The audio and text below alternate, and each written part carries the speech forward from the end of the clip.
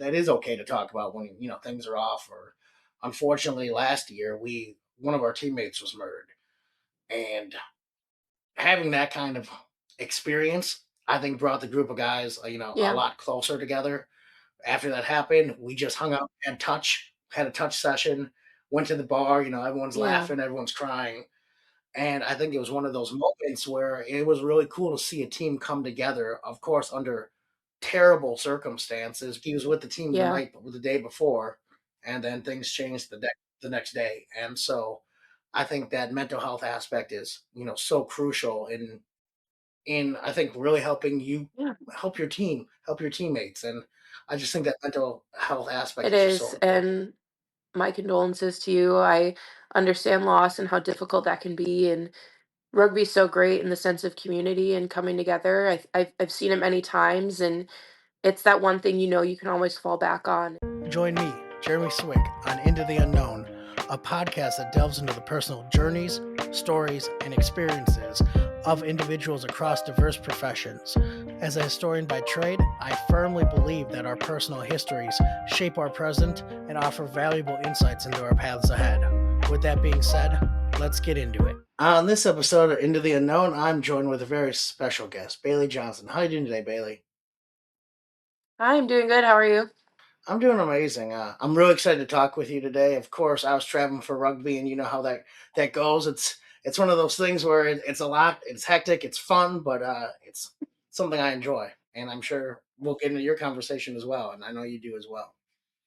Yeah, travel can always be long days, but it's definitely worth it when you're getting to play rugby.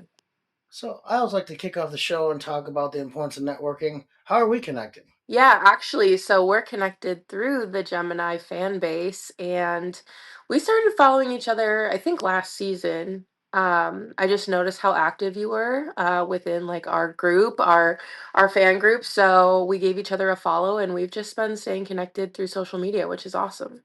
Really is cool. It's one of the things I love about social media, that people that don't want to often get connected, and especially with players and of course their fans, it's just a really cool experience to kind of get to know players on another level. Yeah, yeah, I love social media. I'm very active on it, as you can tell, but I love interacting with everyone and just I don't know, it's nice to put that personal touch on things. I don't like to approach things as like you need to be separate from your fans. I really like the engagement aspect of it. So it's great that we have something like social media to just stay involved and really reach people on a personal level. It really is. And of course, I've also had some Gemini on the podcast as well. So I always like to shout out Sophie Purrs and of Yes. course Emerson Allen. And Yes. I have a few more lined up. And it's just one of those things where, again, I love having people share their story. Yeah, love those girls. They're all great. Can't wait to see them all again soon. Yeah, your season is coming up, and we'll get into that. But I want to know a little bit more about you, that comic book issue number one, that origin story. Who's Bailey? Yeah, great question. I think we all are still figuring ourselves out. I'm 32 and I'm like, oh, who am I? Like I'm still finding niches and interests that I'm loving, but we'll kick it off kind of like who I am. I'm from Minnesota. I was born in Minneapolis, but I'm from Plymouth. And yeah, I'm from this area.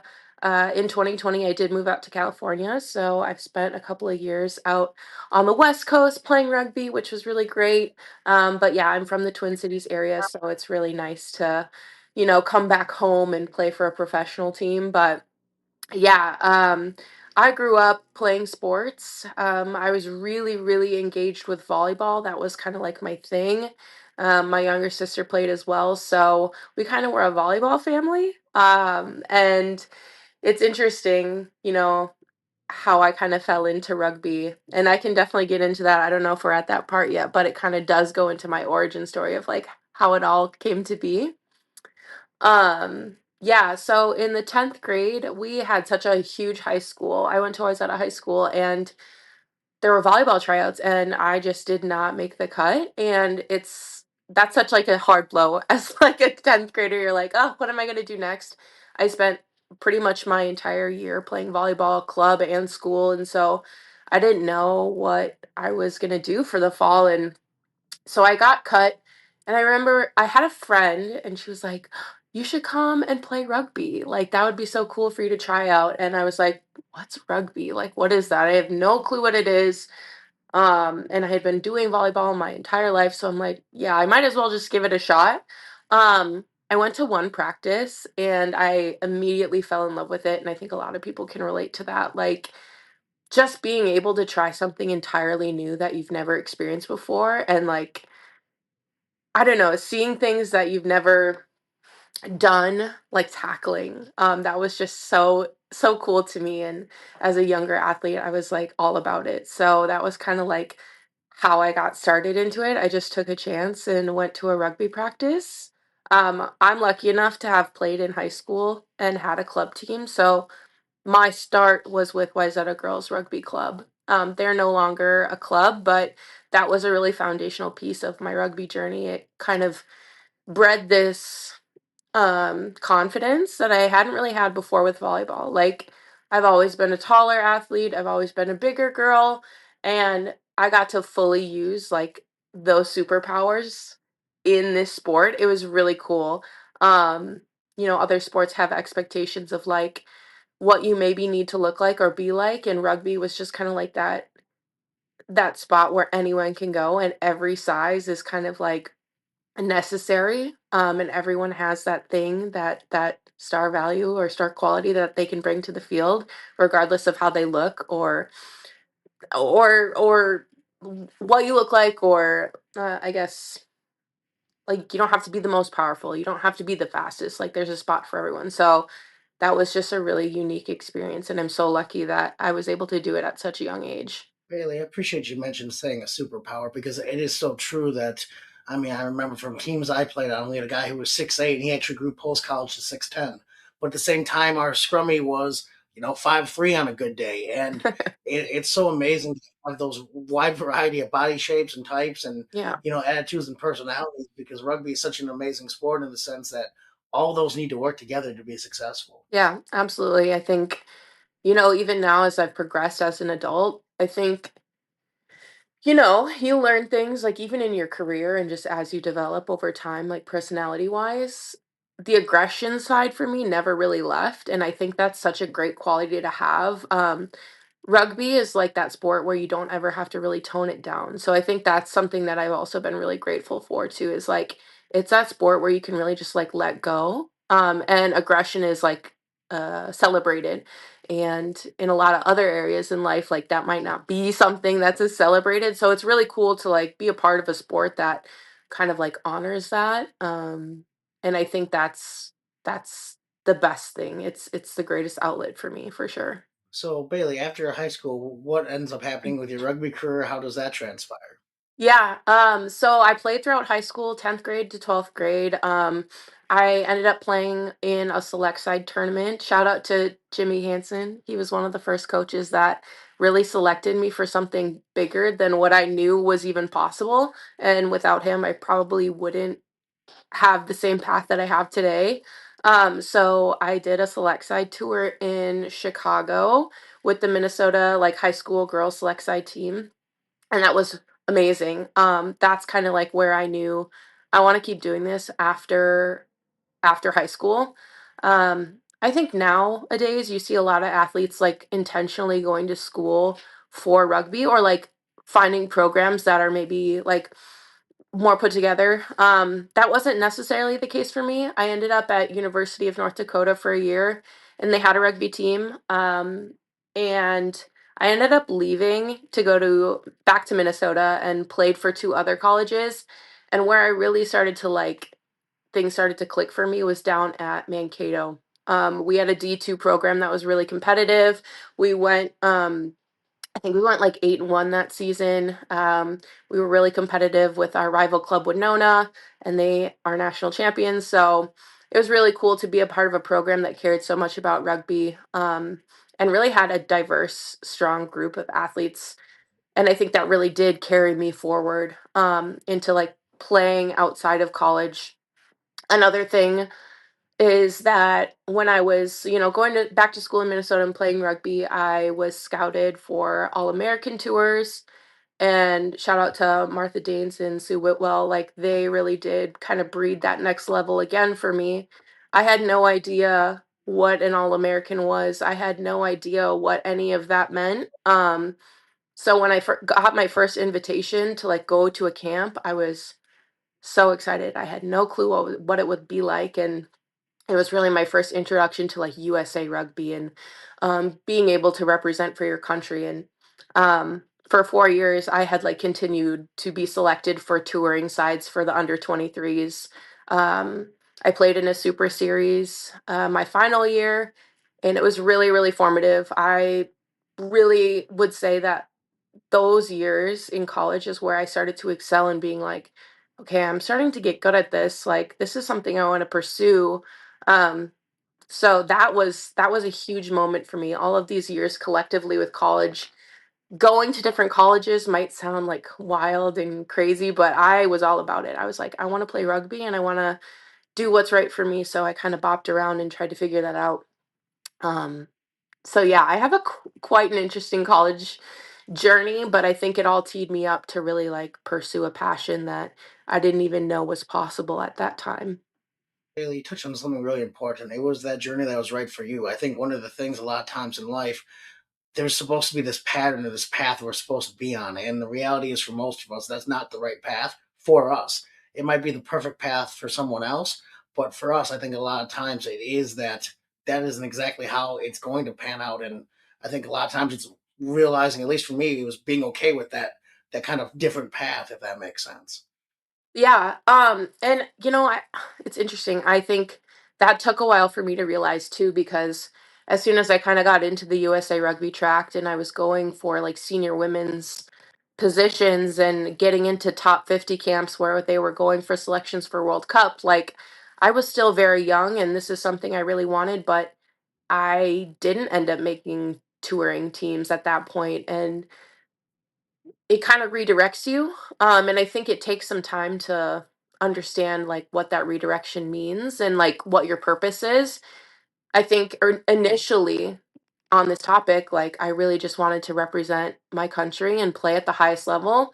But now I really want to like bring up people around me, share the joy of rugby, still have a fun time, and like apply myself and get into these professional environments, but my mission has changed so much. I'm no longer like clawing my way to represent for the USA. I'm really trying to elevate rugby in the country and bring my skill sets to the team that I'm on, to the competition that I play.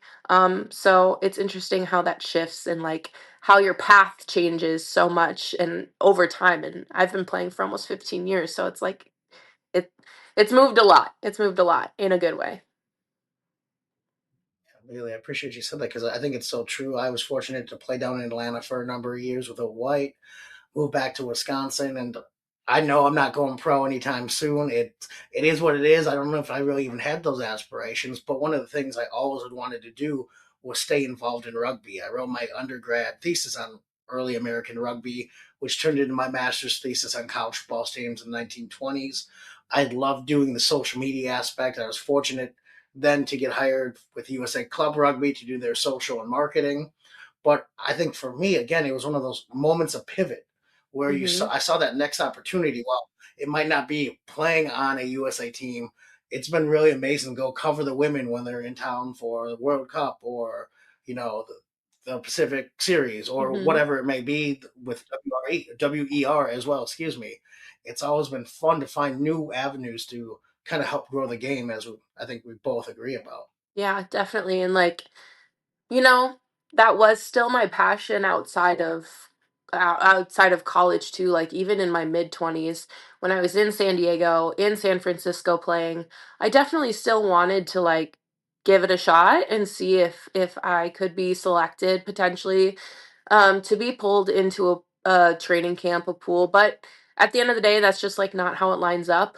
I will say, like the coaching I got from each individual team was so formative for me as well. It's so crazy how much you learn every place you go. Even when you get older. In at the Surfers, I had a coach. His name was Jared, and he was absolutely fantastic. I feel like I really like worked on my fitness. They were just like such a quick team, and I really had to adapt to that. And my skill sets changed. Like I was really, really focused on just being good at the small things. Moved up to Life West, and that's just a program that has continued to be successful in getting involved there and being part of something so great as like an individual. It really did like continue to excel me outside of like a previous goal of mine, and I did feel like I was part of something bigger, even if it didn't mean I was at the top per se. But it's amazing how each team and club you interact with, you learn something new about yourself, about the way the sport is, about things that you can improve on. I'm just so lucky and grateful to have like been through so many touch points with so many different clubs, because it's formed me into the player that I am today, and I'm able to share that with others. I'm really grateful to have been able to move and been able to be afforded that opportunity, but not everyone can. So it's cool to like come back as a player and be like, well, I learned all these skills here. I can help others bring up the level of rugby, what I'm learning on the West Coast to the Midwest to the East Coast. Like I think everyone could probably say too, like even each region, rugby tends to like be a little different in terms of style of play. Um, and the West Coast, I will say, is a very quick game. Um, and Midwest is kind of like bash up the middle of the field, a lot of physicality, which I love, but it's cool to like integrate all those skill sets together and what I've learned over so many years. So yeah, my journey has not been a perfect one, but it's been like perfect for me, I guess. Yeah, I appreciate you said that. It's so true though with those different styles of play because not only are you bringing your style of play to your new team, when you, as you mentioned, I'm from Wisconsin. I'm from Midwest. I Yeah. lived in Hopkins, Minnesota. Yeah. Lived in Akron, Ohio. I'm a Midwest kid through and through. But one of the most fun things about moving to Atlanta and then coming back is you learn that style of play. We in Atlanta played a little bit more fluid and forwards should pass. Forwards should Mhm. know how to run the ball. It shouldn't just be you're crashing up the middle. Yeah. And not saying every Midwest club is like that, but it is definitely that style of play. Mhm. And so it is so fun to go somewhere else, bring your style, take some of that style, and then continue to add to your rugby tool belt if that makes sense. Yeah, absolutely. And now we're seeing a lot of international play happening. A lot of the senior women for the national team play in the PWR, which is fantastic. And I think being a part of those clubs and also getting that competition is so important. So anybody watching this, like if you find any touring team, it doesn't have to be with your country, it can be anywhere. Go play internationally, even if that's like going to Canada. Like I played in Wales, I played in France, and I played in Canada. And getting those opportunities to play against some fierce competition with different countries is also a huge part of my journey, and just being able to see what like what rugby is like in other countries. It's different than watching it. Experiencing it obviously is totally different, and so I really encourage people to like take those opportunities. If there's ever a touring side, go tour. You learn a lot about yourself too. Even if it's like a 2 week tour, it's just so cool to like go travel somewhere, go meet people that play rugby, where rugby is actually like more ingrained in their culture and society. Like it's just such a cool experience. So I'm really grateful for that too. It really does help form like how I play as a player. Yeah, and Bailey, I think on top of just as a player, it's how you meet friends. It's how you. I mean, I'm sure you have friends that you probably haven't seen in years, but that friendship lasts a lifetime because you shared the pitch together. It's just such a tough way to describe to people who aren't involved in rugby. Sometimes I was back playing, like as mentioned, with my Atlanta club this weekend, and I haven't seen some of these guys since their wedding or Yeah. since 3 or 4 years ago when I moved down. But the second you see each other again, it's like nothing's ever changed, and it's just such a cool feeling. Yeah, I have lifelong friends that I still stay in contact with, even from like University of North Dakota, like my first veteran that I was assigned to as a rookie. Like I'm still close with them. I still talk to them. Overseas, I'm still connected to like my host family that housed me and fed me for a couple of weeks, and like I stay connected to all those people because they mean so much to me. And I would love to like go back there, but obviously like still keeping those connections is super important. And it does feel like you've never left them, you know, when you do see them in person, you're like, "Oh my gosh, this is so nostalgic, I love it," and that's also a huge part of the game, the community around it. Those types of people that you meet along the way really make it worthwhile, and I think that's a lot of the reason why people stick around, right? Like, rugby is such a physical sport, and it can be really taxing on the body, and over time, you're like, "Ugh, when am I gonna retire? I'm so tired," but, like, it's the people that keep you going, it's the community, it's the sense of belonging, and that's why I, like, have come out of retirement, to play again, and it's been amazing. Bailey, what was it experience like moving to the East Coast, or excuse me, to the West Coast? A lot of times, I know with Midwest people, we like to be in the Midwest. It's just kind of a lot of times who we are, and so I know a lot of people don't move for those kind of reasons because a lot of times I found with the Midwest, your family's there. It's just I think it feels like home. At least that's how I felt when I would move different places. I think my goal was always back to Mhm. Wisconsin. But what was that experience like when you decided to pack your stuff up and go for that next opportunity? Yeah, I mean, I did. I packed my Jeep up and I moved to San Diego, like post COVID, and I knew I wanted to play rugby down there. So I jumped in on the surfers and I took a chance. And it does take time to like make those friendships and get acclimated to the team, but everyone was so great, and I think I'm really lucky to like have met such awesome people who made me feel welcome right away. And um yeah, I mean, you bring such a different style, they play such a different style, so there is a little bit of a learning curve. Um, but I feel like I absorbed so much rugby knowledge when I moved. It was all worthwhile, like taking those chances and really getting out there and just getting it out of your comfort zone is super important, especially if rugby is like one of your goals to excel at and learn more and like become a better player. You kind of have to put yourself in those situations, and so yeah, for me, like, it was just like, get involved as much as you can, play as much rugby as you can. Um, yeah, and I've learned so much along the way. And even my move from, San Diego to San Francisco, it was in the pursuit of like playing in the WPL at the time, on one of the top teams. I really wanted to like apply myself and be a part of a program and be coached by such great leaders. So yeah, I felt like I was just always trying to take new opportunities and just jump right into it. And kind of like having that no fear mentality.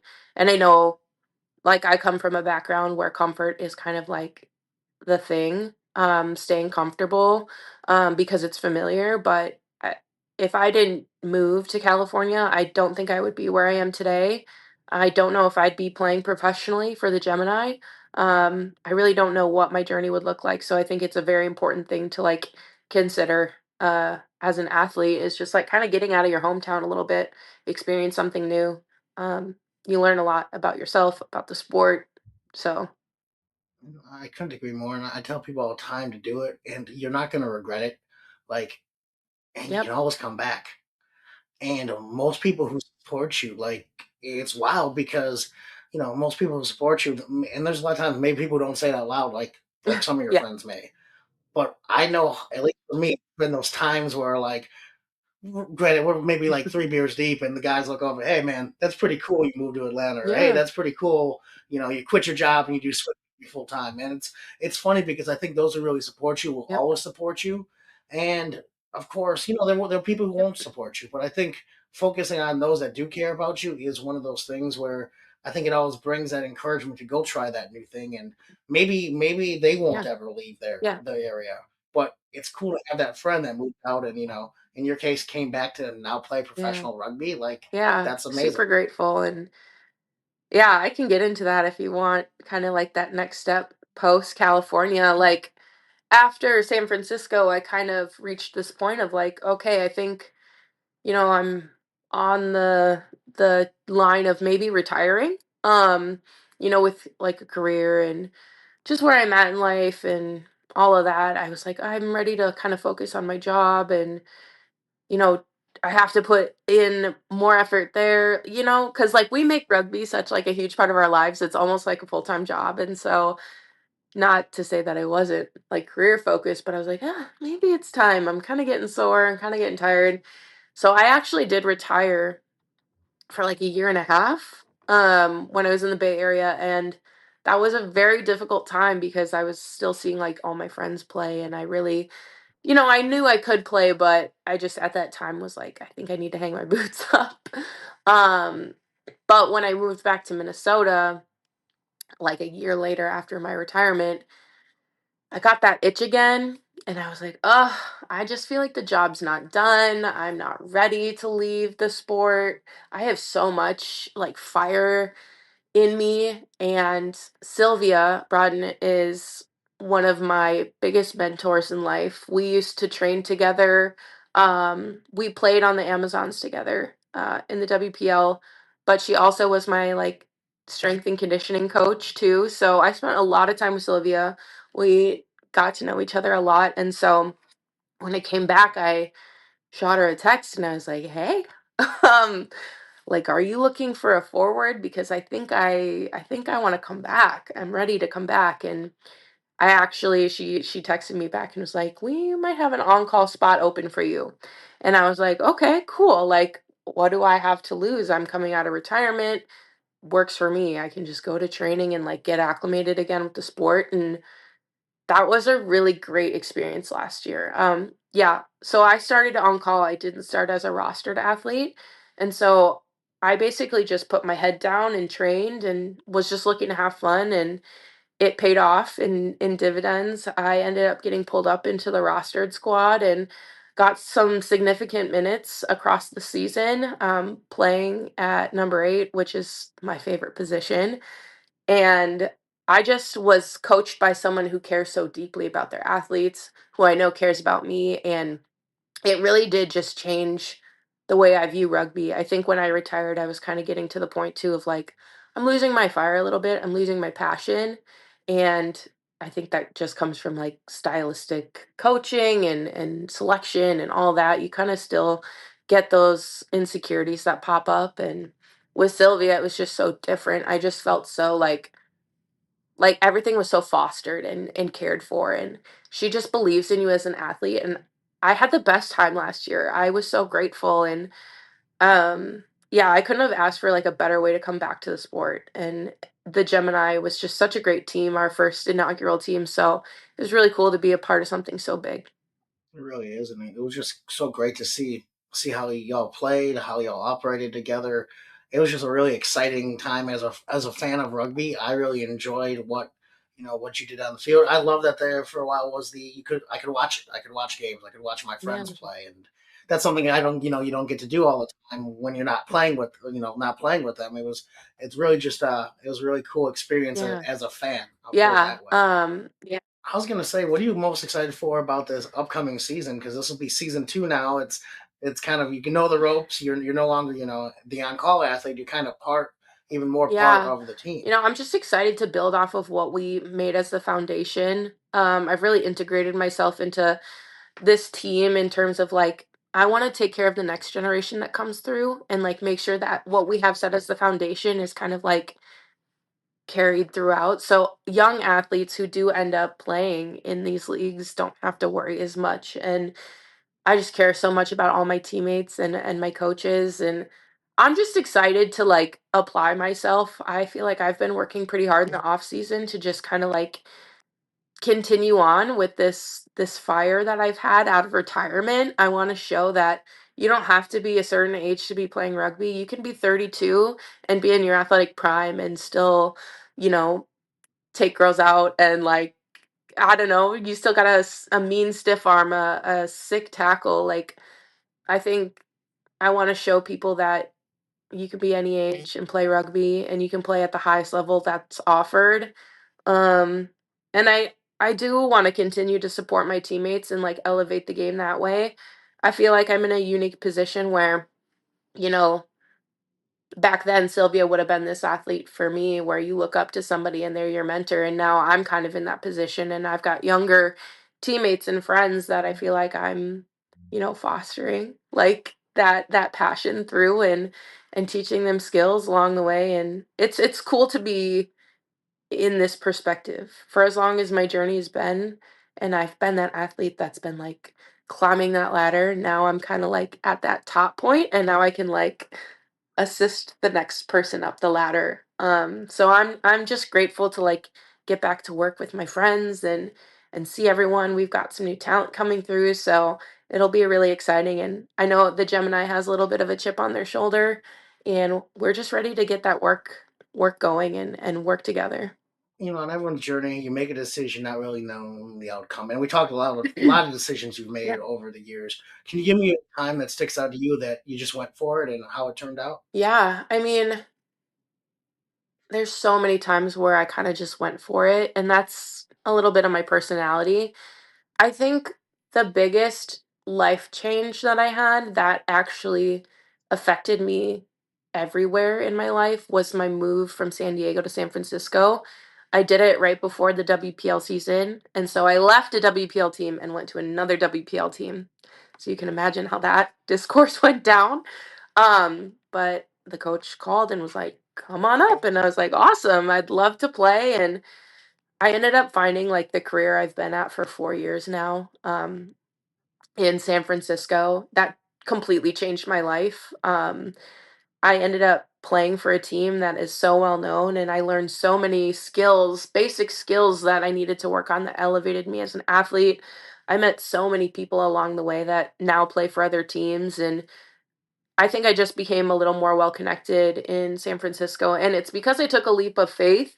I literally packed my car up again. I had like no money in my pocket, and I was couch surfing for a little bit, but that set me up to be successful now. And it was a grind. It was hard. It was hard, like being in those positions and being like, I don't know what I'm going to do next, or like, dang, like, did I make the right choice? But looking back on it now and where I'm at, I'm like, thank God I did that, because I don't know where I would be without that experience. And I think we learn the most out of like the experiences that humble us a little bit, or like put us in those scenarios where it's like you really just gotta like grind it out and you gotta figure it out. And again, like we were talking about comfort zones, like I'm always somebody who kind of pushes past it.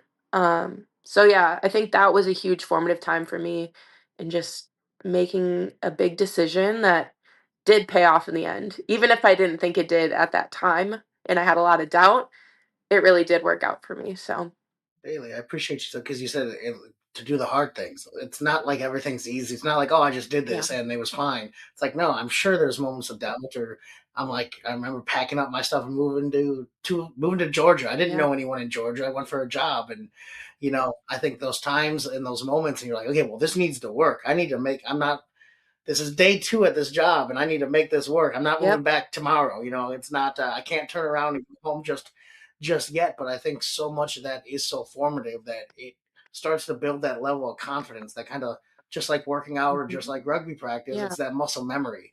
And I think then when you get your next moment of confrontation or pushback, it's almost like, okay, I know what this feels like. I know my body's telling me this, likely to keep me safe, but also to know that I can probably push back this feeling, and see what's on the other side sometimes. Yeah, I agree. Sorry about that.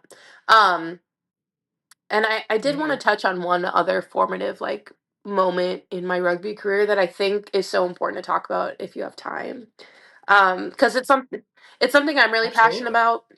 about. Just mental health, I think, is a conversation, especially as athletes, that we tend not to focus on, because I feel like it you're most likely high performers, and it's hard to like let that wall down and let people in and kind of explain where you're at in your mental health journey. But I think, for me, and a reason why like the USA rugby journey ended for me, is that I was supposed to go on a tour in 2019, and I ended up not going just because I needed to take care of my mental health at that time. And I was like, I cannot physically give everything I have and like push myself. And I don't know, it felt unfair to go when I wasn't mentally tapped in. And so I ended up pulling out of that.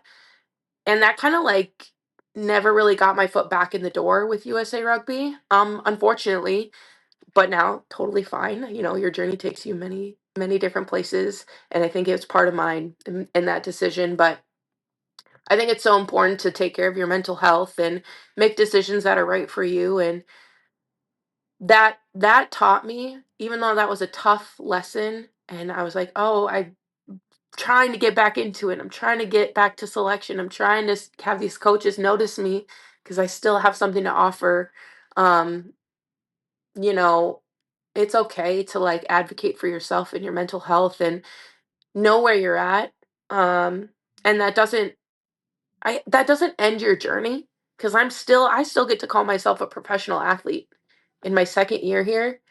And I've been able to like take care of myself along the way, learn what I need from that aspect, that health aspect. And I want people to know that it's okay to talk about your mental health.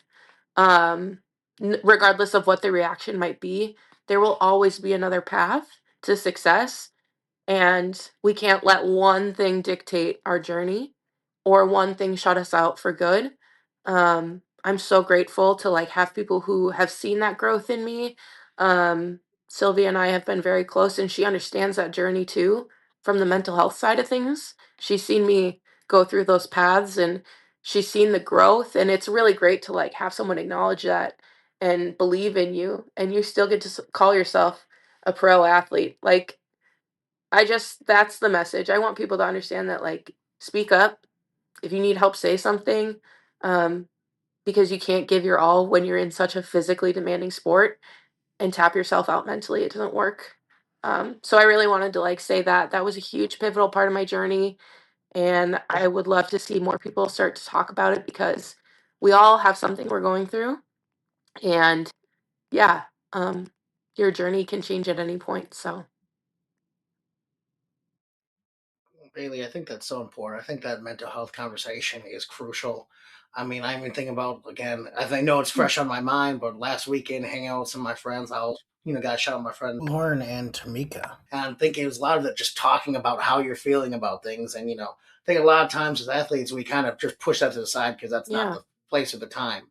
And I think one of the nice things I love about my Milwaukee club here is that is okay to talk about when things are off. Or unfortunately, last year we one of our teammates was murdered, and having that kind of experience, I think brought the group of guys a yeah, lot closer together.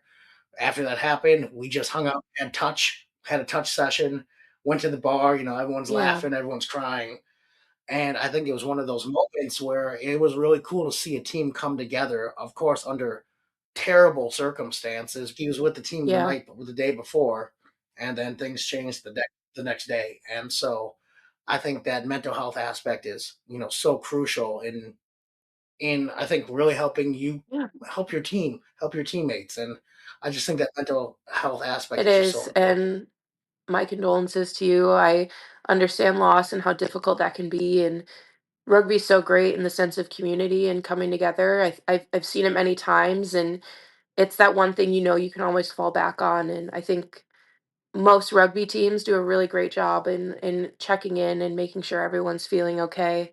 Um, but yeah, I would say like never be afraid to speak up. If you're going through something, say something, as difficult as it might be, as afraid as you might be, or you're like worried about what the reaction could be. I think the sooner you can get to like advocacy for yourself versus what the external reaction could be, the better. Like, I think that's the point people need to get to. And I think rugby does a great job in the community of like pulling that out of people a little bit. I've had teammates who know when I need to be checked in on, and they're like, "Are you okay?" And I'm like, "Yeah, let's talk," because I'm like not feeling great this week. So it's like such a unique community, and yeah, I think we're starting to get that going more, and I think we are starting to support our teammates and recognize that a little bit sooner. But um, yeah, it's super important at any level, right? Like it doesn't have to be at like the senior club level, or like it could be a high schooler, you know what I'm saying? Like we need to be there for each other and understand that yes, we're playing rugby, but like these are people's lives and these are people we care about. Like we got to make those connections on a deep level and support each other. I always encourage people checking on your Yep. teammates, checking on your friends, and if they haven't been at practice for a while, because I know it's more. There's Mhm. more social side of rugby. Guys disappear for a little while, and a lot of times maybe it's just work and all that. But sometimes there's other things going on, and you go, "Oh, I actually haven't been around because of Mhm. X, Y, Z." Oh, come out to touch, or we're going to the bar Thursday night, or hey, what are you up to? And it's always just making sure those guys that maybe are struggling, make sure they feel involved and welcomed, even though it's, I don't know, at least for me as a guy, sometimes Yeah. it's tough to talk about. For me, it's not really tough anymore. I kind of am who I am. I'm a very, I would say, emotionally conscious Yeah. about how I'm feeling about things, but I know that's a long work. Mhm. I had to do it myself more than anything. So I understand that's not everyone's case. So it's always just trying to make sure people, feel Yeah, involved and 100%. seen. And even outside of like the player aspect, find your team that has the coach that's going to ask. That's going to make the effort. I've played on teams where coach doesn't really ask about that stuff. I've played on teams where I'm very close with my coaches and can open up. And I will say I am such a different person when I'm able to be more vulnerable. And I'm a different player too. I feel like I can actually be myself instead of mask. Um, but yeah, I would say like to anyone watching, really like be selective about who you're playing for. And make sure that like the coach values also align to you and that you feel supported outside of just the game. Um, because that's equally as important, right? Like you want to make sure the people who lead you are leading you in the ways that you need it. And so, yeah, I would say like keep that in the back of your mind. If you're younger and you're looking to play for a team, like vet those, not just like how good the club is. Vet like, is the culture good? Does the coach have this in mind? Like those are all really important parts to focus on. I couldn't agree anymore, Bailey. Tell the podcast, Into the Unknown. What else do you have going on? I know we're gearing up for the second season of the Gemini, Yeah, which is really yeah. I can't exciting. But I anything can't you'd say a like? ton, but we are starting preseason in 2 weeks. I can say that. Look for updates on our social media, Rugby Evolved or WER_Gemini. We already have the schedule out, so we'll be playing in May. Our first game is against Chicago Tempest away. So if you're in the Chicago area, come out.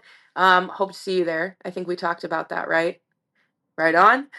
Um, and Yeah. yeah, just be ready for like some switch ups, I think, with teams. You'll see some changes and it'll be really great. And we're super excited to kick this next season off and just keep building on what we started last year. Well, Bailey, I want to say I really did appreciate you taking the time to talk with me today. It was great to get to know you even more. I consider you a friend now, and it's one of those exciting things. It's one of the things I love about rugby. Yeah, definitely a friend in my book. Thank you so much for just like letting me talk and share my story. I appreciate it so much. And yeah, you've been great and I love what you do and this is exactly what the community needs, more of these moments with different athletes. So, thank you. We'll talk soon. That was another fun episode of Into the Unknown. I truly appreciate you taking the time to listen. And if it provides you any value or entertainment, I would love if you shared it with others, liked, subscribed, and really just help the podcast grow. Again, tell a friend, tell a foe, just anyone who might enjoy hearing some stories of people's own journeys and what got them to where they are today. Till next time.